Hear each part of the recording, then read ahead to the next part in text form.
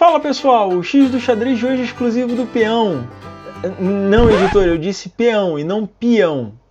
Não, editor, não é esse tipo de peão. Não.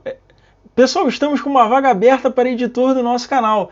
Quem quiser pode sinalizar nos comentários. Ah, agora conseguiu, né? Então pessoal, o X do xadrez de hoje é exclusivo do peão, a sexta e última peça que abordaremos de forma individual. Mas antes, editor, solta a vinheta! Sou desse chão onde o rei é peão. Parou! Pessoal, vaga de editor aberta.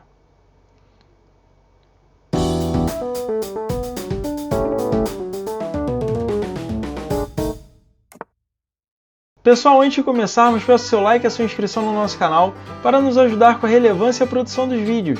Se já é um inscrito, lembre-se de ativar o sino para receber as notificações. And if you are watching this video and speak English, I'd like to let you know there are subtitles available in English as well. Vamos lá! Como falamos no vídeo do conjunto de peças, cada jogador inicia a partida com 8 peões, que são posicionados na linha 2 para as brancas e na linha 7 para as negras. Quando o peão está na sua casa inicial, ele pode ser movido uma ou duas casas.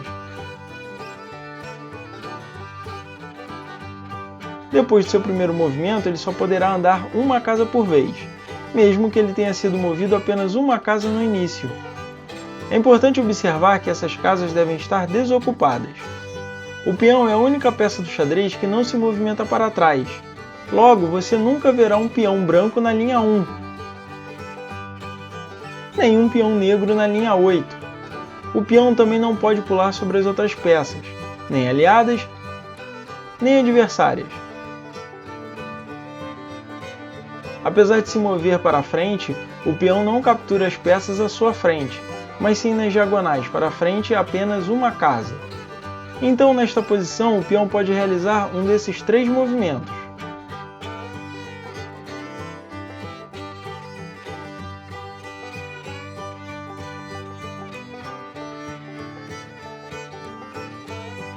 Nesta posição, o peão pode realizar apenas este movimento. E nesta posição, esses dois peões estão bloqueando um ao outro e não há lances que eles possam fazer neste momento. Além desses movimentos, o peão participa de dois movimentos especiais do xadrez. Mas para não causar confusão, abordaremos esses movimentos especiais nos próximos vídeos. Mas será que os movimentos do peão sempre foram esses? É melhor voltarmos no tempo. Retratos da história. Então, o peão sempre foi peão e sempre se movimentou assim. A exceção é a possibilidade de se mover duas casas no primeiro movimento. É aceito que esse movimento tenha surgido por volta do século XV, mas que só foi adotado por todas as nações anos mais tarde. O nome da peça no chaturanga era Padati ou Bata, em sânscrito. No chatranj, a peça foi traduzida para Sarbaz ou Piadé, em persa, e depois para Beidá, em árabe. Em todos os casos, inclusive quanto aos nomes ocidentais, o termo faz jus à infantaria do exército, em que cada peão representa um soldado.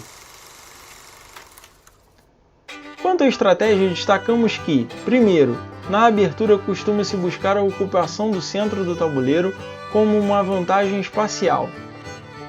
Segundo, o peão também pode ser sacrificado para ativar outras peças do tabuleiro ou para que o jogador ganhe tempo no desenvolvimento das peças.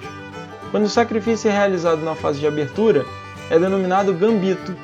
Como exemplos, temos os gambitos do rei e o famoso gambito da dama.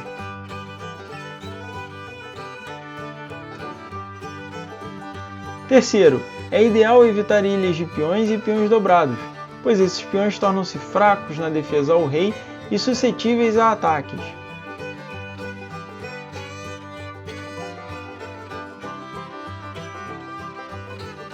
Por isso, é ideal manter uma estrutura sólida, tomando cuidado com o peão da base, que costuma ser o mais fraco e que pedirá sua atenção na proteção dele.